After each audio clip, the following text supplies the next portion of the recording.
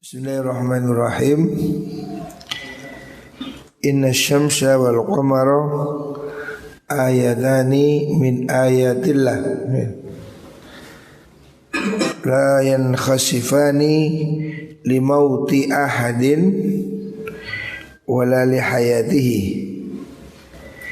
Inna syamsa setuhuni serngi wal qamara lan rembulan, matahari dan rembulan, iku ayatani ayat luru. Ayat maksudnya tanda kekuasaan Allah. Min ayatillahi saking piro-piro tondo kekuasaan Allah. Adanya matahari rembulan ini tanda kekuasaan Allah. Layan khasifani ora dadi grahono apa samsu wal qamar, tidak terjadi gerhana matahari ataupun gerhana rembulan,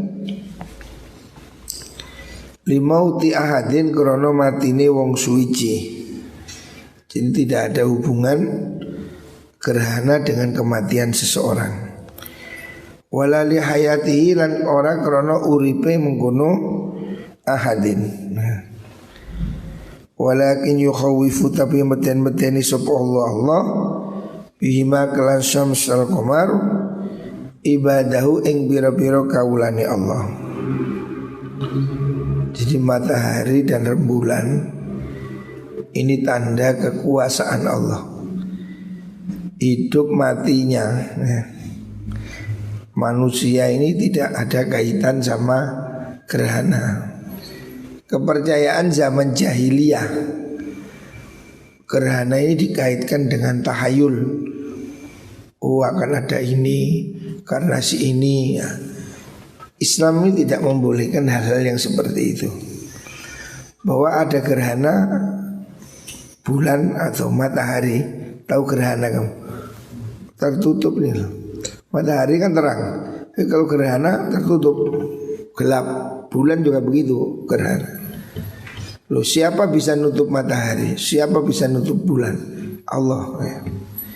Jadi ini kejadian ini tidak ada kaitan dengan kematian orang ke orang.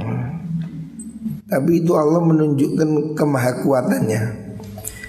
Fa idza ra'aitum nalikane ningali sira kabeh zalika ing mengkono kusuf fat'u mongko ndonga sira Allah ing Allah. Nah, hendaknya kalau kamu melihat kejadian gerhana, berdoalah pada Allah. Wa kabiru lan maca takbir sapa sira kabeh. Wa shollu lan salat sira kabeh.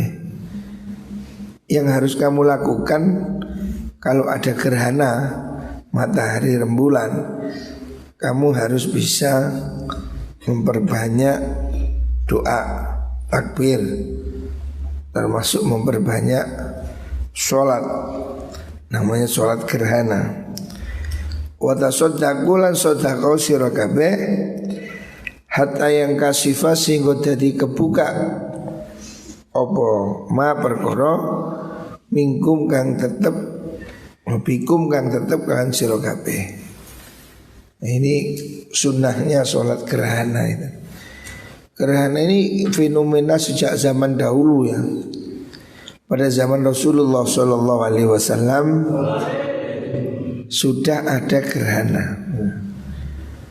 Orang waktu itu mengaitkan dengan mistik atau tahayul. Gerhana karena ini, si itu, si ini ya. Allah Subhanahu wa ta'ala memberitahukan bahwa gerhana ini tanda kekuatan Allah. Makanya kalau kamu melihat gerhana itu sunnah doa, sholat gerhana.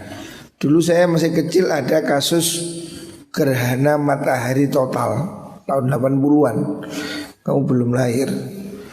Itu pernah matahari siang, ya siang jam 12 itu matahari tertutup total, gelap seperti malam hari. Siang padahal. Itu kejadian langka. mungkin hanya terjadi 200 tahun sekali. Jadi itu secara ilmu falak bisa dihitung akan terjadi gerhana karena proses bergesernya ini matahari rembulan. Jadi waktu itu saya pernah mengalami melihat gerhana matahari total.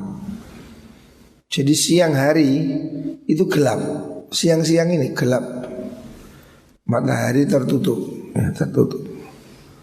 Dan bisa dilihat prosesnya itu, tetap tutup, gelap terus terang. Ini keajaibannya. Dan itu terjadi sekian ratus tahun sekali ya. Tahun 82 itu pernah, 82 atau 80 berapa itu pernah.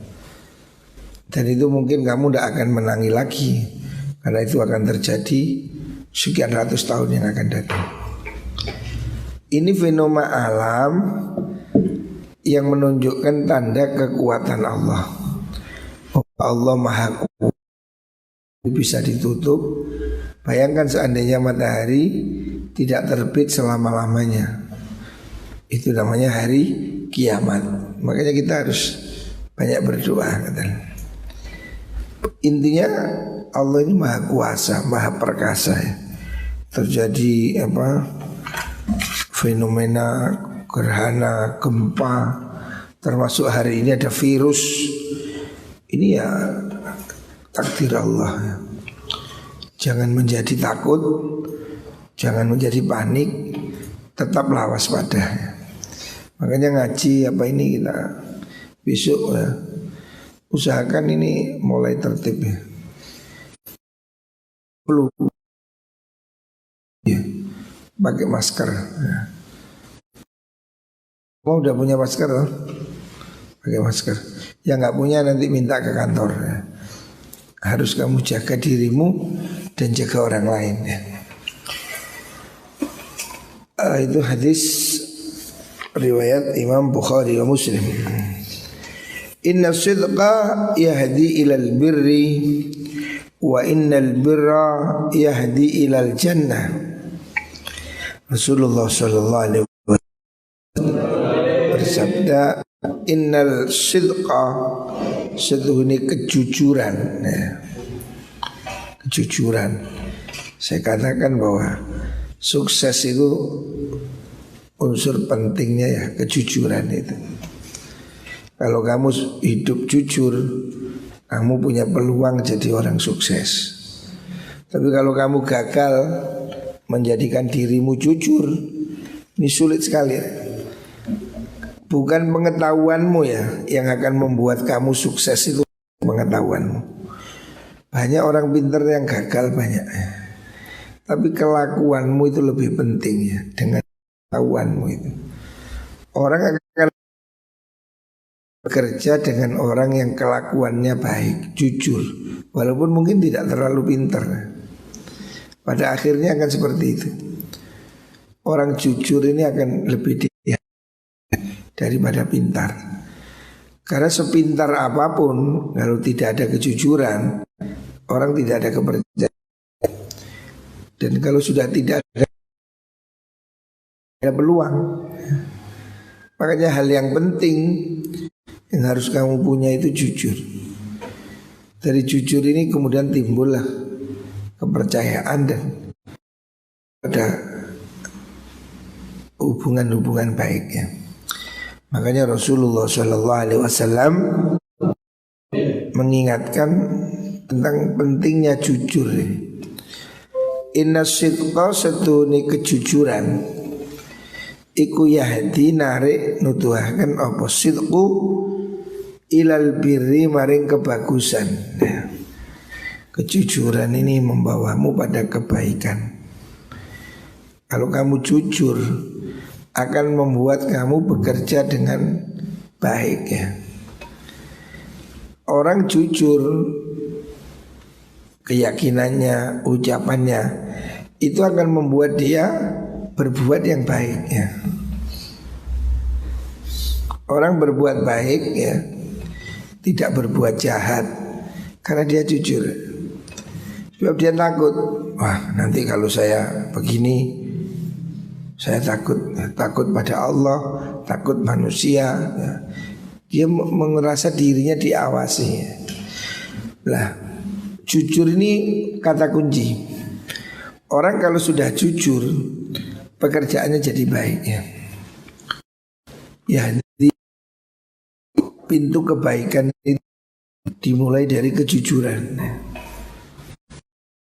Orang baik itu dimulai dari kejujuran. Wa innal birra sedune kebagusan iku yahdi nari apa birrun ilal jannati maring swarga. Dari jujur ini kamu masuk surga. Oh sapa iku wae. Si masker. Nis. Yahdi ilal jannah. Wa inna rajula sunni wong lanang iku layas duku yakti temen jujur sapa rajul hatta yuktaba sehingga den tulis sapa rajul indallahi indal ngersane Allah siddiqan ing wong kang banget temene. Siddiq orang yang sangat jujur. Wa innal kadhiba sutunik goro kebohongan iku yahdinari opo kidbu ilal fujuri maring penggawe lacut, kedurhakaan, kecurangan. Wa innal fujura wa innar rajula wa innal fujura setuhune penggawe lacut perbuatan curang iku yahdi nuduhaken utawa narik ilan nari maring neraka. Orang berbuat baik itu dimulai dari jujur, jadi baik. Kalau sudah baik dia akan ditarik masuk ke surga. Sebaliknya bohong itu induk dari semua penyakit ya. Kejahatan ini yang paling pokok, paling besar itu kebohongan. Kalau orang itu sudah berani bohong, maka dia akan pekerjaannya, kelakuannya ini bohong, tidak jejak. Bohong membuat kamu menjadi durhaka ya, menjadi jahat. Jahat menarik kamu masuk ke neraka ya. Jadi ini ungkapan dari Rasulullah Shallallahu Alaihi Wasallam tentang pentingnya istiqomah ya. Orang ini kalau selalu jujur dicatat Allah sebagai siddiq, orang yang jujur.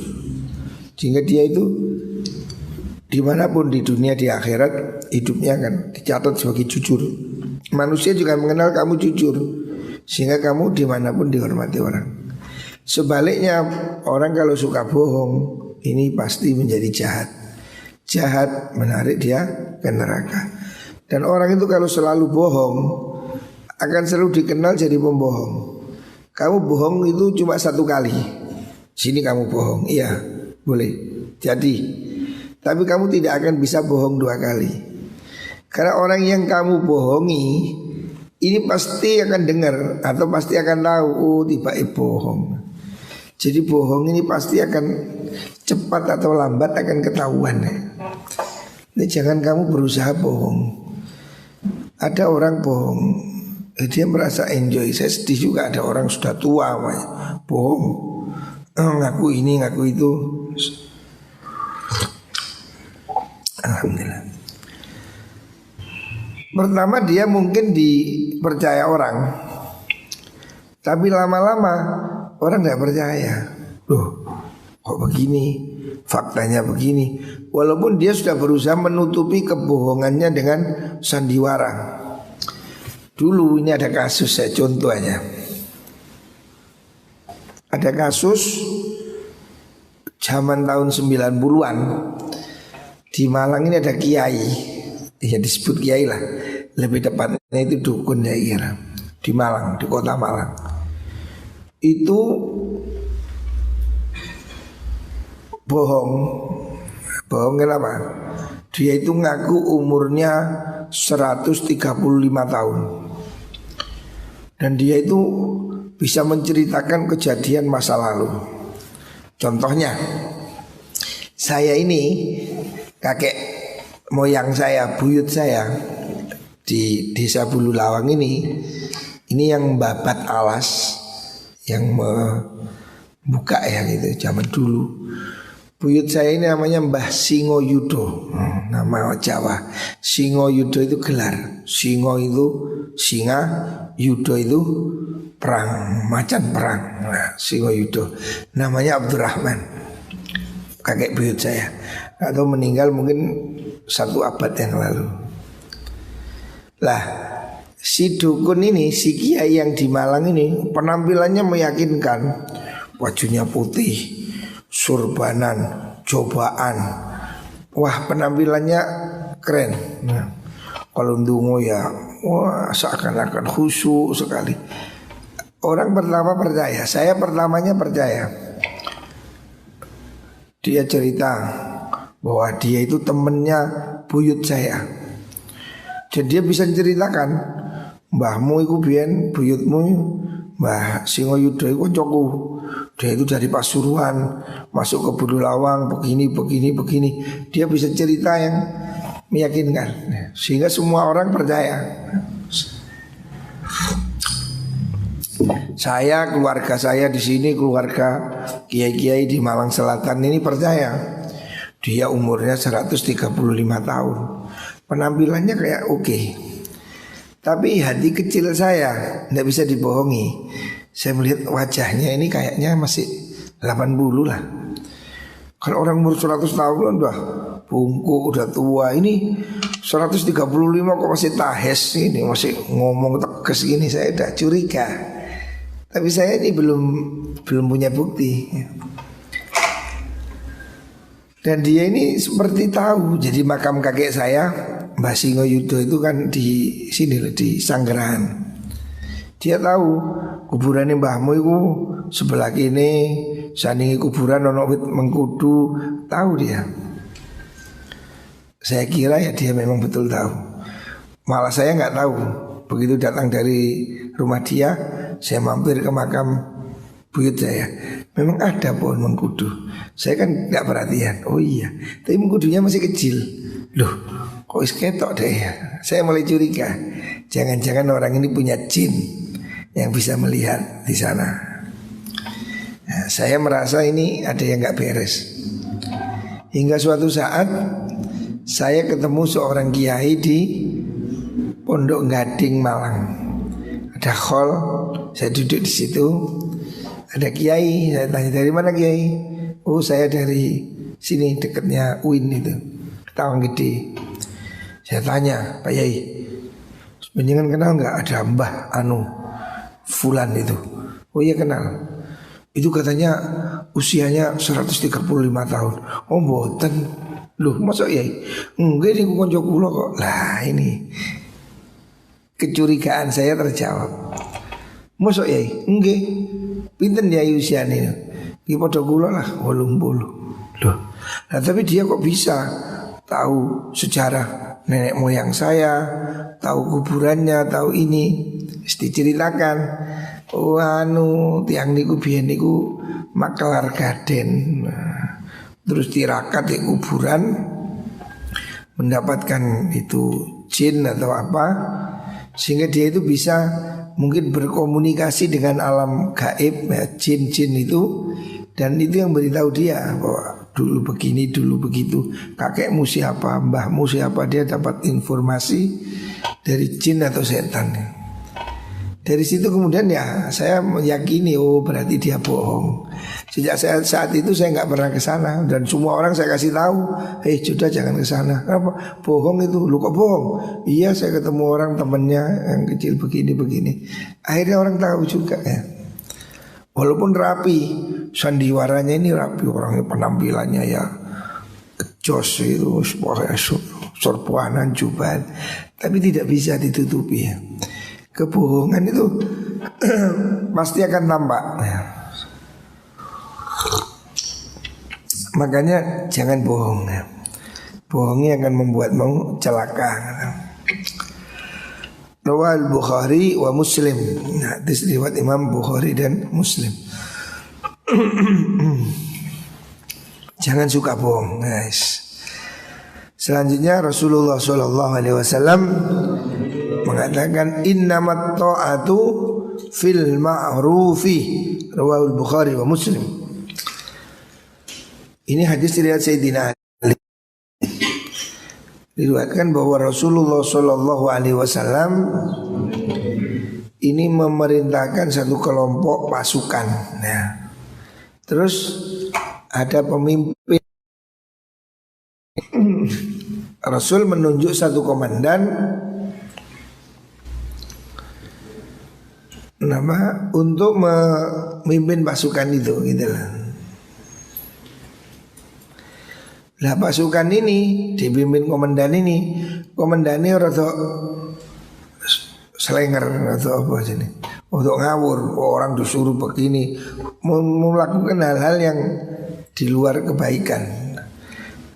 Ketika itu dilaporkan pada Rasulullah SAW, Rasul mengatakan innamat ta'atu ma'ruf. Innamat ta'atu angin mesti utawi wajib taat. Taat pada pimpinan iku fil ma'rufi ing dalem perkara kang bagus ya. Kita ini harus taat pada pemimpin, taat pemerintah ya. Kita ini harus ya, wajib taat, tapi dalam urusan yang baik ya. Kalau urusan itu jelek, nyuruh bunuh, nyuruh bohong, nyuruh menipu, jangan taat. Siapapun yang menyuruh ya. Wajib taat pada pimpinan sejauh itu baik ya. Maka Rasulullah SAW mengatakan innamat ta'atu fil ma'rufi, wajib taat pada pimpinan itu hanya dalam kebaikan. Dalam riwayat yang lain hadis Rasulullah SAW, la ta'ata fi maksiatillah, tidak boleh taat, tidak boleh tunduk dalam melakukan maksiat pada Allah ya. Jadi kalau pemimpin ini memerintah hal yang tidak betul, umpamanya pemimpin ini mewajibkan disko sebelum sholat, tidak boleh diikuti. Atau mengajarkan kamu supaya melakukan maksiat, minum, tidak boleh. Tidak ada taat dalam hal maksiat. Manusia ini tidak boleh melanggar aturan Allah. Jadi kalau ada pemerintah umpamanya melarang sholat Jumat, bagaimana? Kurunai. Dilihat dulu, kalau melarang sholat, jelas tidak boleh. Tapi kalau mengatur cara sholat, karena ini banyak pandemi, maka harus begini, harus begitu, boleh. Suatu yang wajib, suatu yang haram demi corona. Umpamanya ini, mari kita minum bir bersama-sama, tidak boleh. Kenapa? Obat yang lain masih ada, jangan. Alhamdulillah. Jadi ini garis dari Rasulullah SAW. Siapapun pemerintah, pemimpin, tingkatan mana, RT sampai presiden, wajib ditaati selama itu benar ya. Innamat tujaru yub'atsuna yaumal qiyamati fujaron. Ini hadis selanjutnya. Ini ancaman ya. Rasulullah SAW mengingatkan efek buruk dari perdagangan. Dagang ini pekerjaan terbaik ya. Profesi kerja terbaik itu wira swasta ya. Kamu jangan mimpi jadi pegawai negeri, kebeen. Orang jadi pegawai negeri ini hari ini sudah antri-antri, nyokok-nyokok ya, sudah susah. Kalau kamu masih bisa, jadilah wirausaha, wira swasta ya. Ayah saya itu tidak suka saya jadi pegawai negeri. Makanya saya sejak dulu tidak mau jadi pegawai negeri. Saya ini ditawari jadi dosen, jadi tidak mau saya. Ya kecuali di kampus saya sendiri. Karena hidup ini lebih enak. Hidup ini lebih enak kalau kita ini tidak terikat ya. Lah pengusaha ya, bisnis ini profesi lebih enak. Kata Rasulullah SAW, inna fit tijarati tis'atu a'syarir rizki. Di dalam bisnis perdagangan terdapat 90% rezeki. Jadi rezeki ini 90% itu dalam tijarah, bisnis. Makanya orang Arab kamu lihat, orang-orang Arab, orang Cina itu kan wataknya bisnis. Mereka lebih suka jadi pedagang. Dan Rasulullah SAW, Nabi kita ini pedagang. Kanjeng Nabi umur 13 tahun sudah ikut rombongan bisnis ke luar negeri ya. Kanjeng Nabi masa remaja itu sudah bisnis pergi ke negara Syam ya. Artinya dia sudah ekspor impor kalau bahasa sekarang ini. Jadi Nabi sejak kecil jadi pedagang. Lebih kecil lagi pengembala kambing. Profesinya Kanjeng Nabi itu gembala kambing dan pedagang. Makanya ini dua contoh profesi yang bagus ya. Kamu kalau kepingin hidup lebih nyaman, itu enak jadi pengusaha ya, pedagang. Kalau kamu jadi pegawai, ijazahmu diurus. Contoh, kamu mau melamar di BCA, ojo sing dhuwur, tukang sapu lho. Ijazahnya mana? SKCK, surat ini, surat itu. Wah. Durung mesti diterima. Sebab kayak gini tumpuan lamaran bahkan banyak lamaran di pabrik itu nggak dibuka, langsung masuk tong sampah. Padahal sing gawe nulis sampai diukir kepada YT yang keliru didik ganti. Kayak perusahaan ini ditumpuk tak dibuat. Jadi menyedihkan. Banyak orang melamar kerja, ngirim map amplop sampai ke ratusan perusahaan gak diterima. Karena lowongan kerja semakin sedikit ya. Peminatnya banyak. Tapi kalau kamu jadi pengusaha gak perlu jasa. Total sego goreng kata ijazah sego goreng kan wis pokoke golek wajan kompor seng ambune prus enak, orang datang beli selesai ya. Total bakso gak takon ijazah. Saya ada teman wali murid ini yang punya bakso Cakman ya. Itu baksonya warungnya itu ratusan cabang di mana-mana. Itu nggak sekolah saya kira Cakman, bus sekolah ya apa. Tapi rezekinya ngalai profesor. Profesor ini saya tanya gajinya berapa sih? Profesor sing pointer sing budak, ndase budak bokongi budak itu. Lalu terus 24 jam bercucut terus ya. Profesor ini bayarannya 12 juta sebulan ya. Dosen berapa? Dosen itu istri saya kan dosen. Sudah saya suruh berhenti. Dosen negeri loh padahal istri saya ini. Gajinya 7 juta satu bulan. Cakman ini 1 bulan. Oh kalau 100 juta dapat. Jadi profesor 10 kalah mede. Aduh yang isi bakso di pondok ini itu sing isi kayak kok kantin Fadli, mandi Fadli. Nah itu ruai. yang ngisi bakso di kantin itu loh, Pak Hoiri, itu alumni sini. Istiqo anaknya mana? Dia naik Pak Hoiri, gitu loh, naik. Produksi ini Pak Hoiri. Pak Hoiri dulu mondok yes, biasa-biasa kan. Sering kesini dulu ternak ayam, sekarang jualan bakso. Lo kelihatannya jualan bakso ya murah padahal. Pak Khairi ini bakso yang kelas santri, sewuan dudune akeh. Santri kan yang penting duduk pentol ya, dudui. Pentol situ duduk seember. Pak Khairi ini saya tanya, satu bulan berapa Pak untungnya, omsetnya?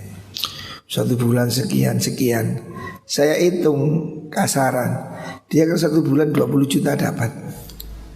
Total bakso, gak perlu jasa. Wingi aku ketemu, kan biasanya gue motor elek, apa itu, cherry, gerobaknya. Winginannya aku ketok numpak sedan jazz, kaya kan rila.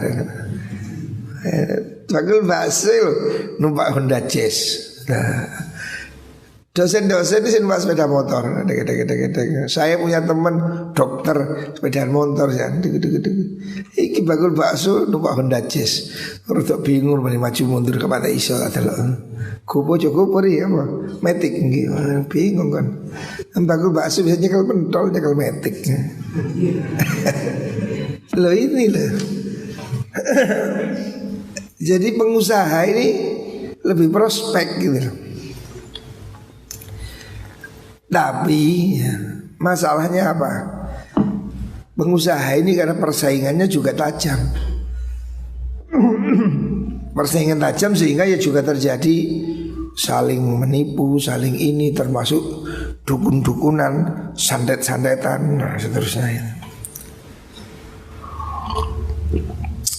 Banyak curang. Ini penyakitnya di sini ya. Makanya Rasulullah SAW mengatakan inna tujara setuni piro-piro pedagang iku yub'asuna dentangi akan sobo tujar yaumal qiyamati ing dalam dina kiamat fujaron hale piro-piro kang lacut. Pedagang-pedagang itu tidak semua tapi banyak yang nanti di hari kiamat dibangkitkan sebagai penjahat. Penjahat. Jadi pedagang ini banyak yang jahat. Pedagang ini banyak yang jahat, fujar ya. Kenapa itu? Illa manittaqa, illa man angin wong ittaqa kang wis takwa. Wedi sapa man Allah ing Allah. Wa barra lan gawe bagus sapa man wa sadaqa lan jujur sapa man. Kuncinya ini. Pedagang ini banyak yang jahat, iya. Nipu, ya. Cumbi, makalar ini kan banyak yang tidak jujur. Wong barang murah diwara-larang iki iki larang sip sampai mencolot-mencolot sip iki top padahal barang elek. Ini menipu ini lah yang enggak boleh yang ini. Jadi pedagang yang tidak jujur ini banyak sekali. Makanya Nabi mengatakan at-tujar fujar. Penjahat itu apa? Pedagang itu banyak yang penjahat ya. Kecuali ya, ada kecualinya, ada semua. Illa manittaqa, kecuali orang yang takwa, kecuali orang yang tidak bohong, wasodaqah, jujur ya. Makanya kalau kamu ingin jadi pedagang yang baik, pertama kamu harus jujur ya. Modal kerja itu bukan uang, jujur. Orang walaupun punya uang, tapi kalau kerjanya nggak jujur, orang nggak mau bisnis ya. Kamu tidak akan laku jualan kalau kamu tidak jujur. Orang nggak mau kerja sama kamu. Contoh saya sendiri nih menyalami. Saya ini kan bapak saya kiai, ibu saya bunyai. Sekecil-kecil umur saya ini nggak pernah ke pasar, artinya nggak pernah jualan. Bapak saya di rumah ngaji, ibu saya di rumah ngajar. Tapi saya kepingin menganalisa. Wah, saya ini pingin usaha. Sejak kecil saya ini mondok di Lirboyo. Tidak ada pelajaran ekonomi, tidak ada kok. Bahasa Indonesia gak ono. Di Lirboyo mondok sarungan gini, bendino sarungan. Saya pertama mondok Lirboyo kaget, tak kira sekolah. Lah kok sekolahnya sarungan. Kalau dampari, jadi bendino kita tapi didekem ini. Sampai sekarang mondok sarungan. Tapi setelah pulang dari pondok saya berpikir kepingin usaha supaya ada sangunya. Maka saya coba untuk bertani ya, nanam ya, berdagang termasuk ke pasar itu. Saya mencoba untuk belajar bisnis. Saya pergi ke pabrik kerepet di Pelasemen, duduk tanya jual tebu bagaimana, belinya bagaimana. Ini saya belajar. Jadi saya nongkrong di Pelasemen setiap hari sampai digojoloki sama orang-orang di pabrik itu. Waduh, langgari kali nang Pelasemen, langgari kali. Ya saya duduk situ belajar. Ya saya mengalami proses belajar. Hari ini pun saya berdagang. Alhamdulillah hari ini saya ini berdagang di mana? Saya punya usaha di bursa efek di pasar modal. Jadi saya berdagang saham. Bisnis ya berdagang itu modalnya bukan uang. Modalnya satu itu kejujuran. Waktu saya pertama belajar bisnis, saya harus banyak teman. Teman itu yang ngajari saya. Begini caranya, begini. Jadi bisnis itu dimulai dari teman. Hubungan baiknya. Kita harus punya hubungan baik dengan orang. Kepercayaan harus ada. Dari situ kemudian ada modal. Ada orang melihat kita ini tidak pernah bohong, kita tidak nipu, ada yang titip modal. Ini jaringan ada, modal ada, terus bisnis berputar. Alhamdulillah ya sampai sekarang saya alhamdulillah ya tidak repot, tidak kerja kemana-mana. Setiap hari saya ya sarungan gini guys, turu enak, tulin enak ya. Sudah keliling dunia. Saya sudah pergi ke Eropa, ke Amerika, ke Inggris, kemana-mana sudah enak is. Karena saya tidak punya jadwal yang diikat oleh orang lain. Bisnis itu perlu kejujuran. Kalau kamu jujur, kalau kamu dikenal jadi orang jujur, banyak orang mau kerja sama kamu ya. Tadi malam saya bicara satu forum dengan profesor di Surabaya yang dia ahli probiotik, ahli bikin obat lah. Kita diskusi baik, saya menceritakan bahwa saya ada santri-santri ini di pondok ya, kita ingin sehat ini itu. Dia dengan senang hati mau memberi kita resepnya. Probiotik. Probiotik itu seperti yang dijual orang kamu minum Yakult gitu, minuman probiotik. Itu bisa bikin sendiri. Gunanya banyak untuk penyakit, untuk ini termasuk untuk COVID. Loh, karena kita ini baik sama orang, dia dengan senang hati mau memberi kita. Oh nanti saya kasih resepnya. Ini begini begitu. Nah, hubungan ini yang membuat kita ini berkembang. Kamu tidak bisa naik melompat ke atas genteng. Kalau kamu mau naik ke atap, kamu perlu tangga. Lah, sukses seperti itu. Kamu harus punya tangga. Tangganya itu apa? Ya sekelilingmu ini. Kalau orang sekelilingmu senang, kamu dipercaya, kamu dikenal baik, dengan senang hati mereka jadi tangga. Kamu akan naik ke atas ya. Ini akan terjadi keajaiban dalam hidupmu. Kalau kamu dikenal jujur, baik, bisa dipercaya, banyak orang yang akan memberi kamu kerja. Banyak orang yang akan membantu kamu ya. Ini pasti. Karena ada kenyamanan ya. Jadi kalau kamu ingin jadi pengusaha, jujur nomor satu. Kalau harus kamu jadi jujur,